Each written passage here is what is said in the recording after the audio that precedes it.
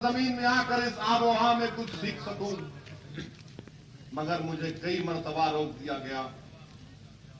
हर बार आना चाहता था, रोक दिया जाता था।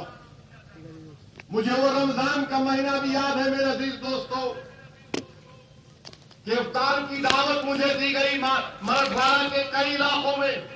मैं इफ्तार की दावत को जाता था तो रोड पर रोक कर मुझे कह दिया गया कि नहीं, आप फुला इलाके में नहीं जा सकते। मैं रोजे की हालत में नेशनल हाईवे के ऊपर कई मर्तबा अपना रोजा खोला हूं। मालेगांव जा रहा था तो रोक कर मुझे नोटिस दी गई। मैंने कहा मैं रोजा खोलने जा रहा हूं, तो कहा नहीं आप रोजा खोलना, मगर तकरीर नहीं करने वाला, तकरीर का प्रोग्राम नहीं है। तो कहा नहीं, इशारों से भी कुछ नहीं कहना। ये मुझसे कहा गया हंसने की बात नहीं है। मैं सोचता था भाई मैं एमपी हूं, मैं मेंबर ऑफ पार्लियामेंट हूं हिंदुस्तान की सबसे बड़ी पंचायत का, और हर जगह ऐसा कि हमको रोकते गए। धूलिया जाना चाहता था, नहीं जाना। नंदुरबाग जाना, नहीं जाना। उस्मानाबाद जाना चाहता था, नहीं जाना। नगर जाना चाहता था, नहीं जाना। 1 साल 1.5 साल यही तकालीफ उठाते रहे। ऐसा लगता था कि क्या मैं हिंदुस्तान का शहरी नहीं हूं। और इतने मुश्किलात का सफर हम तमाम ने मिलकर तय किया, कोई अकेले असदुद्दीन ओवैसी ने नहीं किया।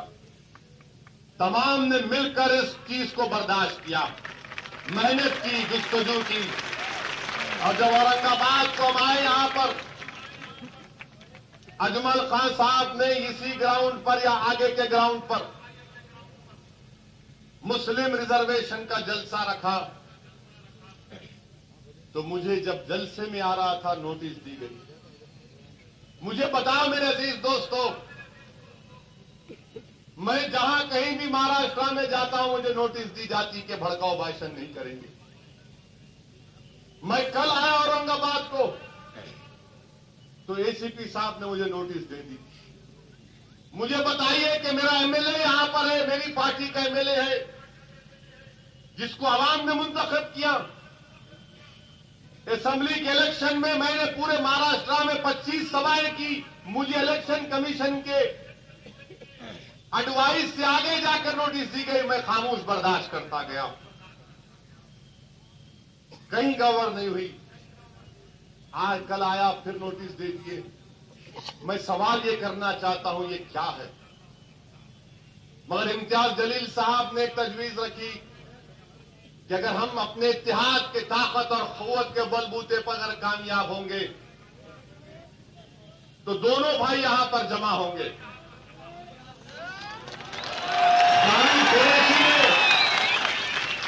जज्बात में आकर वो कुछ इक़दाम करना चाह रहे थे। मैं आप तमाम के सामने खड़े होकर कह रहा हूं कि टिकट का डिस्ट्रीब्यूशन में यकीनन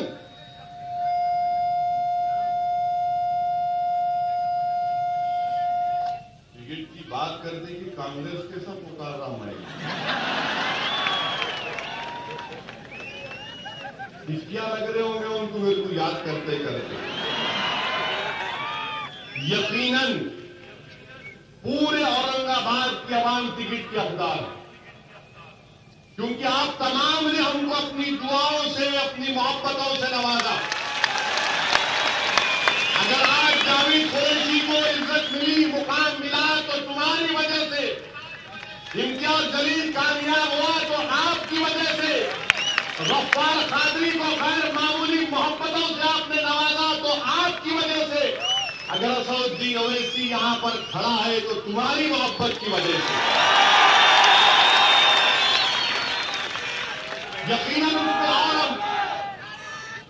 यकीनन उसमें और हम अच्छे तरीके से कर सकते थे, मैं इकरार कर रहा हूं। मगर मैं औरंगाबाद के अवाम के सामने इस बात को कह रहा हूं, क्योंकि मैं मजलिस इत्तेहादुल मुस्लिमीन का सदर हूं। इखलाकी जिम्मेदारी मेरी है। अगर किसी को नाराजगी है तो मैं तुम्हारा मुजरिम हूं, मुझसे जो करना चाहे तुम कर लो। मैं तुम्हारा मुजरिम हूं, इखलाकी जिम्मेदारी मेरी मुझ पर है।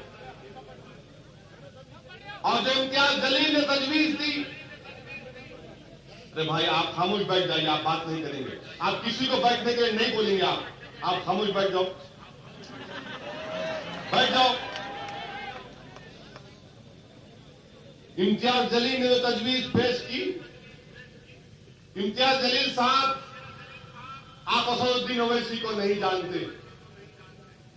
अगर अल्लाह ने मुझे अपनी राह में शहादत की मौत से नहीं नवाजा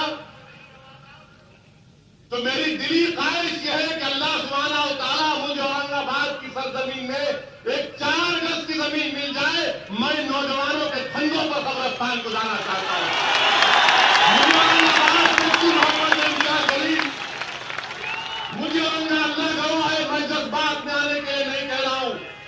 अगर मैं अल्लाह की राह में शहादत नहीं पाऊंगा तो मेरी दिली ख्वाहिश है कि अल्लाह मेरी इस बात को कबूल कर ले कि परवरदिगार मुझे औरंगाबाद में इस आलमगीर, इस औलिया अल्लाह की सरजमीन में इन बहादुर जियाले नौजवानों के खंदे के ऊपर असदुद्दीन ओवैसी अपने जिंदगी के सबसे बड़े सफर पर चला जाए। आप जलसे की बात कर रहे हैं इम्तियाज जलील, आप जलसे की बात कर रहे हैं, मैं तो सब कुछ कुर्बान करने को तैयार हूं इस मोहब्बत के ऊपर। और कोई एक जलसा नहीं, जितने जलसे होंगे हम दोनों आएंगे।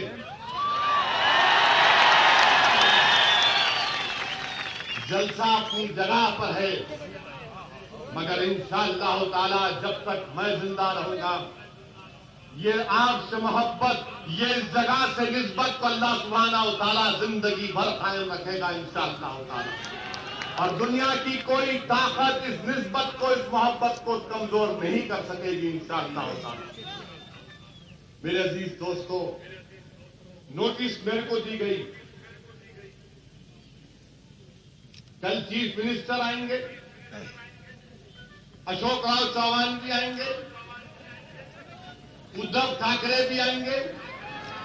मैं औरंगाबाद की पुलिस से मेरा एक ही सवाल है, क्या आप शिवसेना के उद्धव ठाकरे को, अशोक राव चौहान को, क्या आप इनको नोटिस देंगे? क्यों मुझे नोटिस दी जा रही है बार बार, मैं ये जानना चाहता हूं। क्यों मुझे नोटिस दी जा रही है बार बार? मैंने क्या गुनाह किया? क्यों मेरी जबान को बंद करने की कोशिश की जा रही है? मैं महाराष्ट्र के स्टेट इलेक्शन कमीशन से रिक्वेस्ट कर रहा हूं, देखो ये कि मॉडल कोड ऑफ कंडक्ट का ब्लेटेंट वायलेशन ये कि एक ही पार्टी के लीडर को नोटिस देना। अगर कल अशोक राव आएगा तो क्या तुम उसको नोटिस दोगे? कल गुलाम नबी आजाद आएगा तो क्या नोटिस दोगे? क्या उद्धव ठाकरे आएगा तो नोटिस दोगे? अगर उनको नहीं दे सकते तो मुझे किस बुनियाद पर दिया जा रहा है? क्योंकि मैं क्रिमिनल हूं क्या? मैंने क्या किया? मेरे खिलाफ मुकदमे है, चल रहे अदालत में, देख रहे। नहीं, अब कौन आया कौन आया मत बोलो, क्योंकि शिवसेना वाले अपने पेपर में बोल दिए कि असदुद्दीन ओवैसी दुनिया का सबसे खतरनाक नाग सांप है। कहती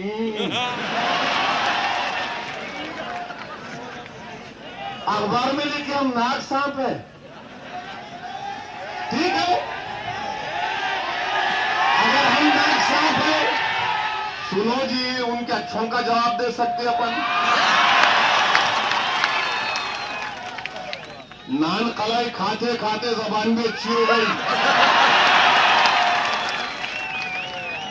हम सांप है तो याद रखो, तुमको ही डसे ना ले इंशाअल्लाह ताला। और तुम्हारे जो आस्तीन के सांप है वो होंगे, हमको सांप बोलना और ये बोलना कि मतदान का इख्तियार छीन लिया जाए। मैं शिवसेना को चैलेंज कर रहा हूं, पूरी ताकत लगा लो। हिंदुस्तान का कॉन्स्टिट्यूशन तुम्हारी शिवसेना से बड़ा है, हिंदुस्तान का कॉन्स्टिट्यूशन तुम्हारे लीडर से बड़ा है, हिंदुस्तान का कॉन्स्टिट्यूशन तुम तमाम से बड़ा है। दुनिया की कोई ताकत किसी भी हिंदुस्तानी से उसका वोट डालने का, मतदान डालने का इख्तियार नहीं छीन सकती। दूसरी बात कि शिवसेना बोल रही है बच्चे कम पैदा करो, नसबंदी नहीं फैमिली प्लानिंग करो। मैं आपको बताना चाह रहा हूं, मेरे पास रिकॉर्ड है। क्या रिकॉर्ड है? 2011 का सेंसस मेरे सामने है कि 2001 से 2011 तक मुसलमानों का पॉपुलेशन 2.2% बढ़ा और हमारे हिंदू भाइयों का 1.4 बढ़ा। नहीं, हंसना नहीं है। अगर यही हमारा प्रोडक्शन का रेट रहा, यही हमारा प्रोडक्शन का रेट रहा, यही हमारा कैपेबिलिटी रही, तो 200 साल लगेंगे, 200 इयर्स लगेंगे मुसलमानों का पॉपुलेशन हिंदू भाइयों के बराबर होने के लिए। 200 साल लगेंगे और 2220 में जाकर ये पॉपुलेशन ऐसा ही ग्रोथ होते रहा तो 200 साल लगेंगे। कभी तो पढ़ लो अखबार वालों, इतना तो थम्स अप मत बनो, फैमिली प्लानिंग करा लो। 200 साल लगेंगे और ईयर 2220 में हिंदुस्तान का पॉपुलेशन कितना होगा? 3264 करोड़। ये मेरा नहीं है भाई, ये गवर्नमेंट का डेटा है, इसीलिए हमको बेवकूफ मत बनाओ आप। हम आपसे बोल रहे कि जब आप औरंगाबाद आएंगे तो रोड पे चलो, स्कूटर पे बैठो, ऑटो में जाओ, हर गड़े गड़े गड़े हर जगह गड़े बने हुए हैं। आखिर कौन देखेगा इसको? मेरे अजीज दोस्तों, ये आज इस बल्दिया के इंतखाबात को ये कहा जा रहा है कि बांद्रा में ऐसा हुआ। आज क्या क्या हुआ? कांग्रेस वाले बड़ा बड़ा इल्जाम लगा रहे मजलिस पे। नारायण राणे का कौन सा अखबार है वो? प्रहार। प्रहार में नारायण राणे बोले कांग्रेस मेरे को डुबा दी, मेरे को किरण बेदी बना दी, हम नहीं लड़ना इलेक्शन। क्यों नहीं लड़ना इलेक्शन? हम याद रखो, कांग्रेस, एसपी, एनसीपी, ये सेकुलर पार्टियां, मैं तुमको पैगाम दे रहा हूं, मैं तुम पे एहसान किया था पार्लियामेंट के इलेक्शन में नहीं लड़के। जावेद कुरैशी गवाह है कि पार्लियामेंट इलेक्शन में कितने बड़े बड़े लोग आए थे इलेक्शन लड़ने के लिए कि हम औरंगाबाद से लड़ेंगे, हम वहां से लड़ेंगे। हम बोले नहीं, हमको मोदी को रोकना है, कोई और कामयाब हो जाए। तुम मुझे मजबूर कर रहे हो 2019 के पार्लियामेंट इलेक्शन में अपने उम्मीदवारों को महाराष्ट्र में खड़ा करने के लिए। याद रखो, बांद्रा ईस्ट में अगर दोबारा इलेक्शन होगा तो दोबारा लड़ूंगा इंशाअल्लाह ताला। लड़ना हमारा काम है। अगर हम लड़ेंगे नहीं तो जीतेंगे कैसे? हर बार इनका बोलते रहेंगे सेकुलर सेकुलर। 42 पार्लियामेंट सीट पर शिवसेना बीजेपी कामयाब हो गई महाराष्ट्र में, तो मैं जिम्मेदार था क्या? समाजवादी पार्टी के एक लीडर आके बड़े बड़े बातें कर रहे, मैं उनसे पूछना चाह रहा हूं, भाई साहब किधर? आपके नेता मुलायम सिंह बोले थे कि मोदी के हाथ फुला उससे भरे हुए, और जब अपने भाई के पोतरे की शादी हुई तो मुलायम सिंह मोदी का हाथ पकड़े हुए शादी में, खुशी के मौके में मोदी को बुला लिए। इलेक्शन के टाइम पे हमको बोले अलमदद अलमदद। खुशी में आप किसको बुलाते? अपने दोस्त को बुलाते। ये किसको बुलाए? मोदी को बुलाए। तो हमको सबक मत दो, हम तुम्हारी एक एक बात को आवाम के सामने रखकर आवाम फैसले करेगी।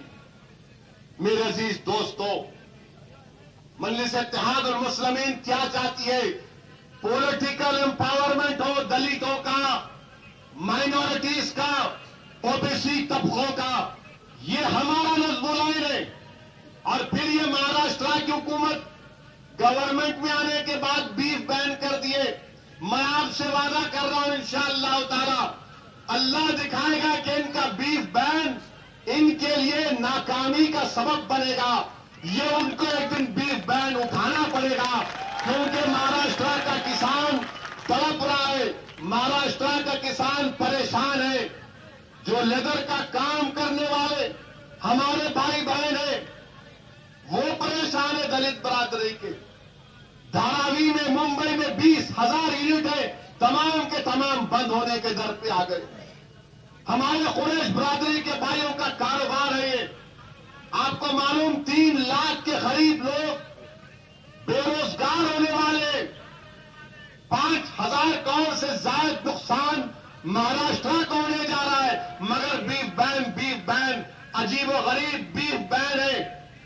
किसका फायदा हो रहा है इसमें? गरीब अगर कैसे खाएगा? उसको 440 या 450 रुपए का मटन नहीं खरीद सकता। उसको गरीब है तो बैल का गोश्त खरीदेगा। मगर आप बोले नहीं, बीफ बैन पूरे के पूरे लोगों को परेशान कर दिए। अब मुझे कोई कह रहा था कि यहां पर नान खलिया बनाने में मुश्किल आ रही है, मगर हमारे लोग एक्सपर्ट हैं। इधर से भी शॉर्टकट, जुगाड़, औरंगाबाद की दावत और वो ना हो। क्या बात, कोई परेशानी की बात नहीं है इंशाअल्लाह ताला। जब तक दुनिया बाकी रहेगी औरंगाबाद में वो फिजा पकती रहेगी, कट पकती रहेगी। मगर मकसद क्या है कि हमारे दस्तरखान का खाना खींच लेना, दलित के दस्तरखान का खाना खींच लेना। क्यों ऐसा कर रहे आप? जब आप सबका साथ सबका विकास की बात करने वाले हैं तो फिर ये सब काम क्यों आपको? आज महाराष्ट्र का किसान परेशान है। मराठवाड़ा में 100 की तादाद में किसान खुदकुशी कर रहे हैं। औरंगाबाद से बाहर चले जाइए, खेतों में जो गन्ने की खेतें हैं वो किसान परेशान है।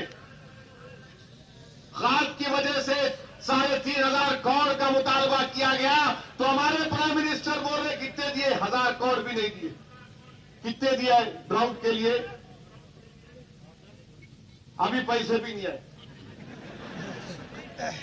और फिर हमारे पूरे दलित भाई यहां पर बैठे हुए हैं। मैं उनके सामने उनको बताना चाह रहा हूं कि हमारे प्राइम मिनिस्टर क्या किए इस साल के बजट में दलितों के लिए। इस साल के दलित शेड्यूल कास्ट प्लान में 13,000 करोड़ रुपए निकाल दिए। 13,000 करोड़ रुपए मुकुंद साहब 13,000 करोड़ कट कर दिए एससी प्लान में। मैं मिनिस्ट्री ऑफ सोशल जस्टिस के स्टैंडिंग कमेटी का मेंबर हूं, जो दलितों की मिनिस्ट्री देखती है उसका मेंबर हूं मैं। 760 करोड़ रुपए नहीं दिए मोदी साहब। कितने? 760 करोड़ रुपए नहीं दिए। एससी प्लान में 13,000 करोड़ रुपए कम कर दिए। और हमारे मुकुंद साहब जो दलित बच्चों का फ्री मैट्रिक स्कॉलरशिप है 300 करोड़ रुपए नहीं दिए। कहां पड़ेगा दलित मुझे बताओ? बाबा साहिब का यौम पैदाइश आया तो सब लेकर निकल गए। अरे मगर अगर बाबा साहिब से तुमको इतनी मोहब्बत है तो बताओ बीजेपी शिवसेना वालों, ये मैं जो कह रहा हूं झूठ है या सच है? मुझे बताओ। 13,000 करोड़ रुपए का एससी प्लान खत्म। 760 करोड़ रुपए ministry of social justice empowerment को नहीं दिए। दलितों के फ्री मैट्रिक स्कॉलरशिप को 300 करोड़ रुपए नहीं दिए। और फिर बड़ी मोहब्बत करते हैं। ये इनका असली चेहरा है बीजेपी शिवसेना का। बात करे कि बोलते ना कि हमको मोहब्बत नहीं है हिंदुस्तान से, तो मैं तुमसे पूछ रहा हूं शिवसेना बीजेपी वालों, श्रीनगर में पड़ोसी मुल्क का झंडा लहराया गया, क्या कर रहे हैं आप लोग? थालियां मार रहे हैं। धरना नहीं देंगे, क्रिकेट की पिच तो बोलेंगे नहीं हम अखबार में एडिटोरियल लिख देंगे। वाह वाह, अरे भारत माता की मोहब्बत के दावे करने वालों, इख्तिदार पर आ गए तो माता को भी भूल जाते तुम लोग। जम्मू कश्मीर हिंदुस्तान का टूट हिस्सा है, मैं कह रहा हूं, मगर कश्मीरी भी हिंदुस्तान का टूट हिस्सा है। एनकाउंटर के नाम पर उस ट्राल के इलाके में कौन गोली मारा उस बच्चे को, खालिद वानी को बताओ, कौन मारे गोली उसको, कौन मारा उसको? मगर ना मां झंडे पे बोलते, ना इस पे बोलते, खाली मंजलिस का झंडा नजर आ रहा है इनको रातों में सुबह में, मंजलिस को रोको, मंजलिस को रोको। अरे हमको रोकना छोड़ो, हमारे ताल्लुक से बोलना छोड़ो, आप पावर में हैं, तुम मेरे नाम की रोटी कब तक खाते रहोगे शिवसेना बीजेपी वालों? ओवैसी ओवैसी ओवैसी अपनी रोटी बनाओ, इतने तो काबिल बन जाओ, हमारे नाम की रोटी कब तक सेकते रहोगे? कोई बात नहीं, कोई बात नहीं, इसको भी भूख लगे, होता है ऐसा। मेरे अजीज दोस्तों, इन बातों की तरफ आपका तवज्जो चाहता हूं, ये बताना जरूरी है आपको कि ये हमारे महाराष्ट्र में ऐसा हो रहा है, हमारे मुल्क में ये चाल चली जा रही है बीफ बैन के नाम पर। कभी बोलते कि पॉपुलेशन बढ़ जा रहा, कोई बोलते कि इनकी जबरन नसबंदी करा दो, इनका पॉपुलेशन ज्यादा हो रहा। मेरे भाई, मैं डेटा के साथ बताऊं, पॉपुलेशन नहीं बढ़ा। हाँ, हमारे पास बच्चे ज्यादा होते तो मुझे यहां पर, मैं नहीं बोला ये, 2 दिन पहले हैदराबाद में एनकाउंटर के खिलाफ जलसा हुआ था, तो वहां पर मौलाना जाफर पाशा, हमारे महफूज रहमान जानते, जो मौलाना हमीदुद्दीन आखिल रहमतुल्लाह अलैह के फर्जन है, तो उन्होंने तकरीर में बोले कि मौलाना बोलते थे कि हमको अटक कर गया, आपको नहीं घटा, हम क्या करना। मैंने बोल रहा हूं ये मरना नोटिस दिए मेरे को, आपको भी करो, कौन रोक रहा आपको? मगर नहीं, हम बढ़ा रहे, हम नहीं बढ़ा रहे, कुछ नहीं बढ़ा रहे। मेरे अजीज दोस्तों, इसीलिए हालात और वक्त का तकाजा ये कि मुत्तहिद रहिए। बड़ी मुश्किलों के साथ आप तमाम ने मेहनत करके इम्तियाज जलील को कामयाब किया, एक मिसाल पेश की पूरे हिंदुस्तान में कि देखो औरंगाबाद में इत्तेहाद जब होगा तो यहां इम्तियाज जलील कामयाब होगा, गफ्फार काजी कामयाब होते होते रह गया। आज ये तमाम साजिशें इसलिए रखी जा रही है कि ये नहीं चाहते कि 2019 जब आए तो इम्तियाज जलील के साथ गफ्फार काजी और मुकुंद सुनाने यहां से मिले बनकर ना जाए, इसीलिए पूरी साजिशें कर रहे, झूठे इल्जाम लगा रहे। मैं उस बच्चे फेरोज से आज मुलाकात करके आया हूं, उस फेरोज से मेरी बात हुई, आमने सामने बैठकर आया हूं। मैं उस बच्चे का शुक्रिया अदा करता हूं कि उसको बहुत बचाए। उसने कहा नहीं, मुझे शिकायत जो थी मैं असद भाई से जाकर बोलूंगा। मैं सलाम करता हूं उन तमाम लोगों को, मगर ये साजिशें रचा रहे हैं। अखबारात तो खैर आपके हैं, लिखते जाइए। अब तो ऐसा हो गया कि अगर मैं यहां पे छींकूंगा तो बोलेंगे इनको बुखार आ गया। तो कहीं ऐसा ना हो कि 22 तारीख के दिन ये लोग अखबार में फोटो डालेंगे। बांद्रा ईस्ट के इलेक्शन में क्या किए, 22 वहां पोलिंग है, तो पोलिंग के दिन मेरी फोटो के साथ कांग्रेस के नायब सदर की फोटो डाल दिए, अलायंस हो गया और लोग बेचारे परेशान हो गए, रहिए क्या डाले फोटो, अखबार को पॉम्फलेट के साथ छापे। यहां पर भी अगर करे तो बोलना अलायंस नहीं हुआ है, धोखा दे रहे हैं। मेरे पास भी बहुत से फोटो आए, याद रखो। अगर फेसबुक पे डालना शुरू कर दिया मैं, हमसे पूछते इम्तियाज जलील क्यों मिले, उनसे इम्तियाज जलील मिले मिनिस्टर से, इम्तियाज जलील लड़ेंगे मिनिस्टरों से, क्योंकि आवाम का काम करवाना है। बीजेपी की गवर्नमेंट है तो आवाम के पैसा, टैक्स पेयर का पैसा है, वो पैसा कहां जा रहा, वो आमदार का काम है, वो खासदार का काम है। मगर जो लोग पिछले 20 साल से पीछे मिलते थे कि एमएलए तू जीतना, एमपी तू जीतना, जो कॉम्प्रोमाइज करते थे, जो अपनी शादियों में प्राइम मिनिस्टर को बुलाते और इलेक्शन की मीटिंग में आके बोलते हमको वोट दो, ये मुनाफिकत है।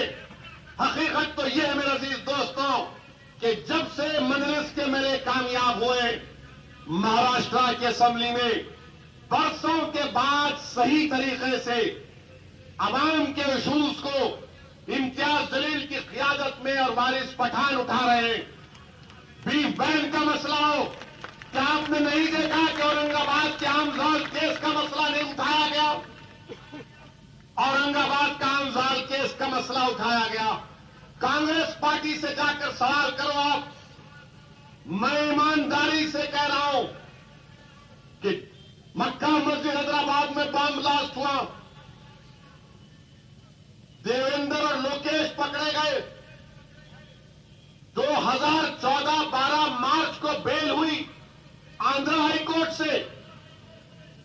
90 दिन के अंदर अपील करना था। मैं शिंदे साहब को फोन करके बोला, शिंदे साहब 90 डेज में अपील करना है, सुप्रीम कोर्ट में सल्पी डालना है, एनआईए को इजाजत दो। शिंदे साहब, हमारी मस्जिद में बम ब्लास्ट हुआ, शिंदे साहब, 10 बच्चे मारे गए, 40 जख्मी हुए। मैंने कहा शिंदे साहब, मैं एक बच्चे को जानता था जो शहीद हुआ, जो 15-12 का हाफिज था, जिसकी उम्र 12 साल थी। इन जालिमों ने बम ब्लास्ट ऐसा किया कि उस बच्चे का सर आधा हो गया। इन बच्चों को इंसाफ दिलाओ। मैं कांग्रेस के बड़े बड़े लीडरों से फोन करके कहा कि देखो, मैं तुम्हारी तारीफ नहीं कर रहा हूं, मगर इंसाफ का तकाजा है, अपील करो 90 डेज में। नहीं करे अपील, फिर ये गवर्नमेंट आ गई बीजेपी की, इन्हों क्या अपील करते हैं, तो बोले नहीं बेकार है, फेंक दो, बाजू रख दो, सबका साथ मुसलमानों का विनाश, ये इनकी पॉलिसी है। अब कांग्रेस के शिंदे साहब की साहबजादी मेरे को बोलती मैं एंटी नेशनल हूं। बताओ कौन एंटी नेशनल है? जो लोग पकड़े जाते हैं बम ब्लास्ट में, आप अपील नहीं करते। मालेगांव का बम ब्लास्ट देखो आप, सुप्रीम कोर्ट ने क्या कह दिया कि इन पर मखौका नहीं लग सकता, वो भी निकल जाएंगे। क्या कर रहे हैं 15 साल इनका जुल्म कांग्रेस का? मिले हुए थे, पूरा खुली तरीके से धोखा दे रहे थे। जब गुलाम नबी आजाद या अशोक राव आएंगे तो कहना एक दीवाना आया था हैदराबाद से, वो ये बात करके गया, बताओ ये सच्चाई क्या है? पूछो अशोक राव चौहान से कि 1986 में मीरठ में जो पुलिस फायरिंग में हाशिमपुरा में 42 लोगों को जो गोली मारकर शहीद कर दिया गया था, आउटलुक मैगजीन ने यह लिखा कि उस वक्त के वजीर आजम राजीव गांधी थे, उनको रिपोर्ट दी गई थी कि मिलिट्री कोऑपरेट नहीं कर रही है, तो उस वक्त की हुकूमत ने कुछ काम नहीं किया। बताओ हाशिमपुरा के लोगों से इंसाफ कब होगा? क्या हाशिमपुरा को हम भूल जाएं, मलियाना को भूल जाएं? कांग्रेस वालों, तुमने क्या क्या नहीं किया मुझे बताओ। और आज जब हम तुम्हारे सामने खड़े होकर मुकाबला करते हैं तो तुम बोलते नहीं करना मुकाबला। याद रखो, औरंगाबाद के गयूर अवाम, असदुद्दीन ओवैसी तुमको एक पैगाम दे रहा है। मैं आपको बता रहा हूं कि हम जिंदा रहेंगे तो किसी की गुलामी नहीं करेंगे सिवाय अल्लाह के। हम जिंदा रहेंगे तो एक गयूर कौम की तरह रहेंगे। हम पैदा नहीं हुए कांग्रेसियों की या सेकुलर पार्टियों की गुलामी करने के लिए। हम तुम्हारी गुलामी नहीं करेंगे। जो गुलामी करते वो तुम्हारी